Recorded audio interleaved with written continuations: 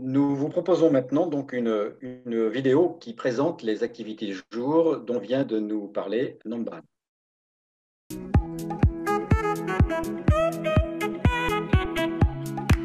Nos activités jour ont lieu en journée et dans des quartiers différents chaque semaine afin que tous les enfants en situation de rue d'Antsirabe puissent en bénéficier.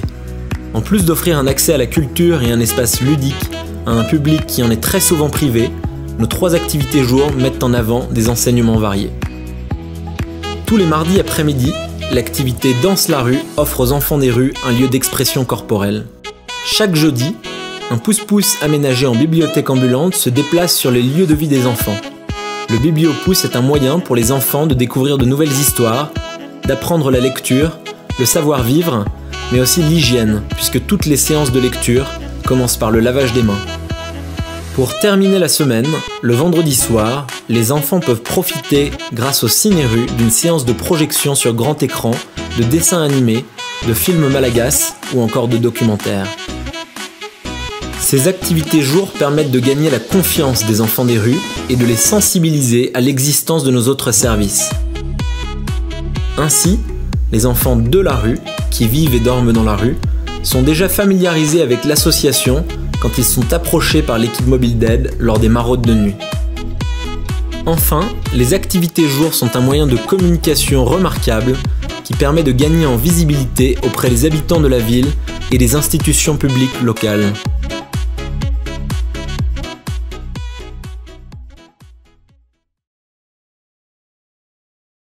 Pour ces activités jour, vous mobilisez donc des animateurs de l'association, mais également des bénévoles. Quelles sont les motivations des bénévoles qui vous accompagnent? Oui, pour les activités jour, nous mobilisons des animateurs de l'association et nous faisons aussi appel à des bénévoles. Les bénévoles sont essentiellement des étudiants et aussi des adultes qui souhaitent consacrer un peu de leur temps libre à des activités sociales. Certains ont découvert l'association à travers les réseaux sociaux comme Facebook. Ils ont été touchés par la situation des enfants en situation de rue et ils voulaient donc participer aux activités. Après, il faut aussi noter que certains bénévoles étudiants sont plus en attente de rétribution matérielle, c'est-à-dire pour valider un module de l'université, ils doivent obtenir un certificat de bénévolat auprès d'une association. Ce n'est cependant pas problématique pour grandir Antsirabe, car elle a aussi l'aide nécessaire pour encadrer les enfants pendant les activités jour.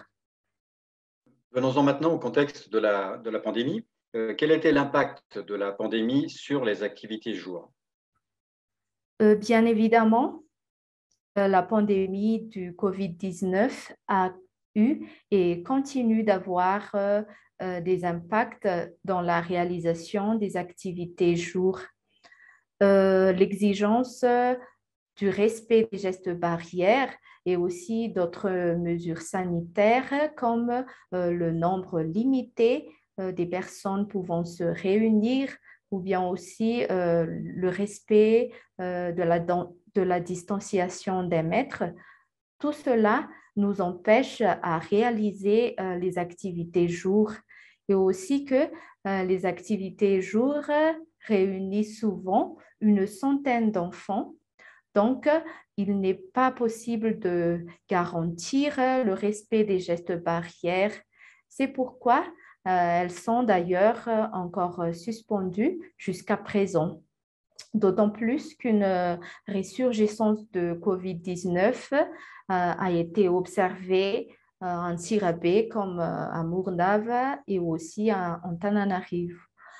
Donc, actuellement, nous continuons de réfléchir à un autre format qui pourrait permettre aux enfants en situation de rue de continuer à profiter de ces activités jour. Eh bien, merci. Anne, peux-tu nous dire s'il y a des questions pour cette première partie? Alors bonsoir. Pour l'instant, je n'ai aucune question écrite, mais vous avez tout le temps jusqu'à la fin de réfléchir à vos questions et de les poser par écrit ou lever la main et les poser directement en fin de séquence. Alors, donc s'il n'y a pas de questions, nous allons, On peut passer nous allons à la suite, aborder. Alain. Oui. Oui, merci. Nous allons donc aborder une approche originale pour entrer en contact avec les enfants de la rue au cours des maraudes. Donc, lors de nos visites, nous avons pu donc accompagner l'équipe pendant une maraude et nous avons pu observer donc les méthodes, le savoir-faire et aussi le savoir-être sur le terrain. Nous vous proposons de regarder une vidéo de présentation de ces maraudes. Kandira Antirabe est une association qui protège les enfants des rues à Madagascar depuis 10 ans. Une fois par semaine, à Antirabe, notre équipe mobile d'aide effectue des maraudes pour rencontrer les enfants qui dorment dans la rue. Sans prise en charge, ils sont vulnérables aux violences physiques, sexuelles, au froid, à la faim et aux maladies. L'objectif est de construire une relation de confiance avec eux, puis de rediriger les enfants en danger vers notre centre d'hébergement temporaire qui a ouvert en septembre 2016. Nous venons de voir donc les conditions très difficiles, les conditions de vie très difficiles vécues par ces enfants. Pourquoi avoir fait le choix de proposer des jeux lors des maraudes? Sitsu, peux-tu nous expliquer comment vous procédez?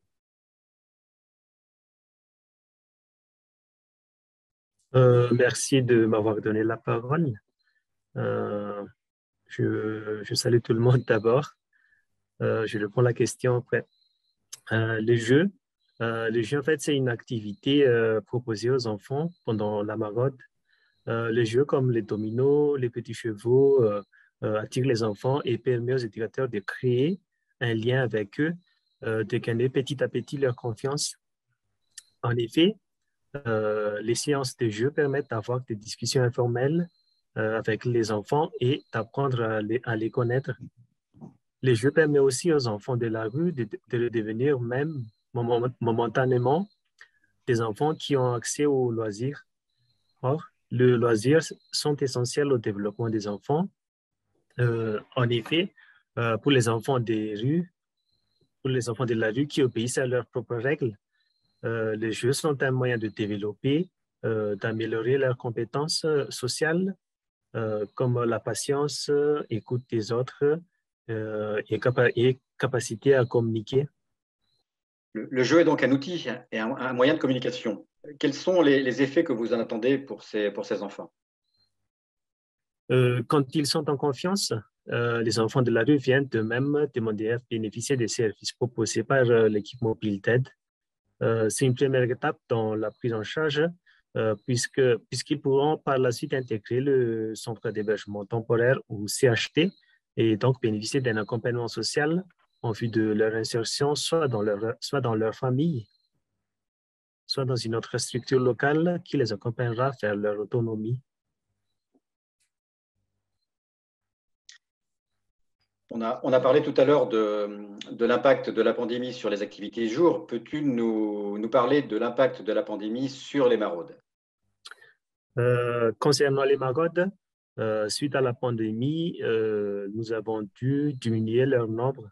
Si cette activité avait initialement lieu le lundi et le jeudi soir, elle se fait uniquement le lundi soir pour le moment, pour minimiser les contacts physiques et donc les risques de transmission du COVID-19. En effet, les enfants de la rue sont particulièrement exposés à la maladie du fait de leurs conditions de vie.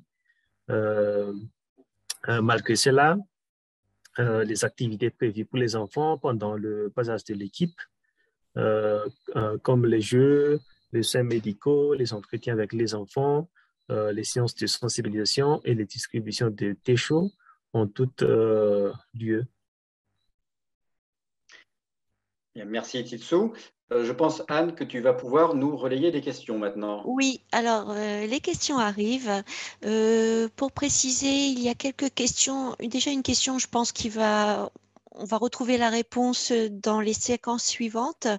Donc, je me permets de ne pas la poser tout de suite. S'il n'y a pas eu les éléments nécessaires, on la reposera plus tard. Il y a des petites précisions sur depuis mars 2020, début de la pandémie, quelqu'un demande s'il n'y a pas eu d'activité jour. Peut-être que je pense que ça avait été répondu que oui, mais dans certaines conditions, peut-être précisé. Ensuite, excusez-moi. Ah oui, sur une remarque et question, si je comprends bien, vous attendez que les enfants soient demandeurs d'aide, vous n'allez pas vers eux. Est-ce que tu peux préciser l'approche par rapport aux enfants? Est-ce que, si je comprends bien la demande, c'est en fait, c'est les enfants qui sont demandeurs d'aide. Comment se fait la démarche entre vous et les enfants? En fait, c'est une approche où on invite, mais on n'oblige pas les enfants C'est ça. à venir vers nous.